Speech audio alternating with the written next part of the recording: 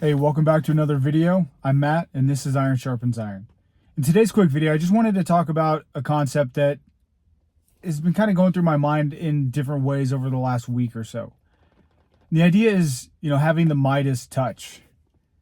Now, for those of you who don't know the story of King Midas and the Midas touch, where have you been for the last forever years? Like, get outside and touch grass once in a while so you can hear these things. But if you don't know, it's basically a fable of a king who's incredibly greedy, and his one lust in life is to have more wealth than anybody else. And somehow he gets a wish, and his one wish is that anything he touches would turn to gold because he's greedy and he wants gold. The problem is he doesn't have control over what does or does not turn into gold. Literally anything he touches turns to gold. Well, that might seem like it's not a bad thing. It might even be a good thing in some cases. What happens when you touch a loved one? What happens when you touch your wife or your husband? What happens when you give your kids a hug? You can see very quickly how easily this can spiral out of control, and something that we think is a good thing quickly becomes a bad thing. But the idea of the Midas touch that I want to talk about is a little different. It's based more on the idea of a scripture found in Ecclesiastes. It says that whatever your hand finds to do, do it with all your might. Some versions of the scripture say whatever your hand finds to do, do it with all your strength or all your power, or do it with your whole heart. But the concept is not necessarily using brute force. The concept is using all of your power, your mental power, your physical power, your emotional power, using all of you in whatever you're doing. And if you simply work hard at whatever you do to the best of your abilities at all times, you're going to have that Midas touch where the things that you touch, the things that you do, will naturally start providing value for you and those around you. Maybe you're at a point in your life where your skills or your abilities aren't up to where you think they should be, and that's okay. But again, as I've said in other videos, you are in control of that. You are in control of the amount of time you put into developing your abilities and your skills. But again, that goes into the idea of whatever you do, do it with your whole heart. So if you want to learn something, learn how to do it to the best of your abilities. There's an age-old phrase that says, practice makes perfect. But there's a better one that says, not perfect practice makes perfect, but the concept of we don't practice until we get it right. We practice something until we cannot get it wrong. And that's the idea of the Midas touch. That's the idea of whatever we do, we have to find a way to put our whole heart, our whole mind, our whole everything into it. So whatever it is that you find to do for work, whether it's actual work where you're generating income, or whether it's a side hustle or a hobby, or simply putting time and effort and work into your family, do it with intention. Work with intention. Work with purpose. Work with a specific desired direction and motivation. And know what it is that you're working for, and have goals in place so that you know where you're going. They're like mile markers along the road on a long highway.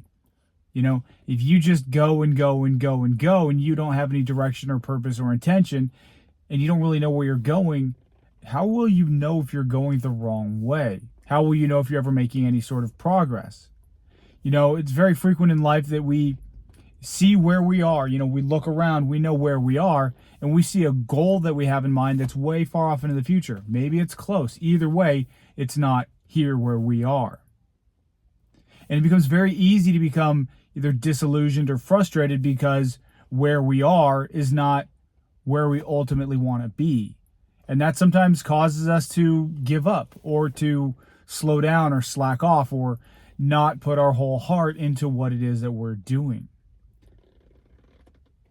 And that's a normal part of life. But my challenge to you today is not to look at where you are and compare it to where you are going or where you want to go. Sure, that's important. We have to do that to make sure we're going the right direction.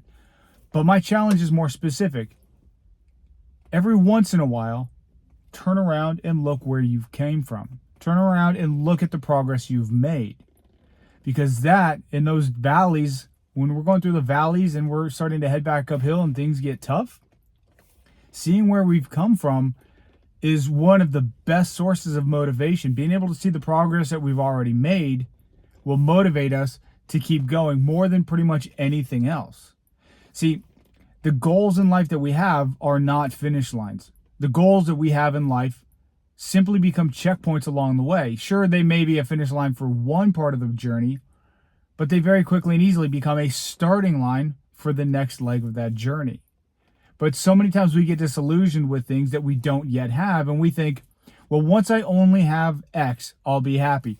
Once I get the shift at work that I want, I'll be happy. Once I achieve a certain rank at work or a certain seniority level, I'll be happy. Once I achieve a certain dollar amount of money in the bank, I'll be happy. Once I get that girl or that guy or that house or that car or the whatever, I'll be happy. The problem is we're constantly chasing happiness, and happiness isn't something that you can achieve by obtaining it or chasing it. Happiness is a byproduct of success, and the only way to see that success in your life is to, one, have meaningful, specific goals in mind, but two, be able to make meaningful, purposeful progress towards a specific goal at any one time. And once you see that progress, you'll be motivated to keep going until you get that goal. But we have to realize that obtaining that goal is a goal. That is not the end, and that is not what's going to make us happy. That's not what's going to satisfy us. As Marcus Aurelius once said, very little is needed to make a happy life. It's all within you and in your way of thinking. And that really struck me. And it really showed that if we constantly chase something that'll make us happy, then we're not going to be happy no matter what we have. And it's in that lack of having something that we have to understand that we can be happy simply being, but whatever it is that we're doing, we have to do it with intention.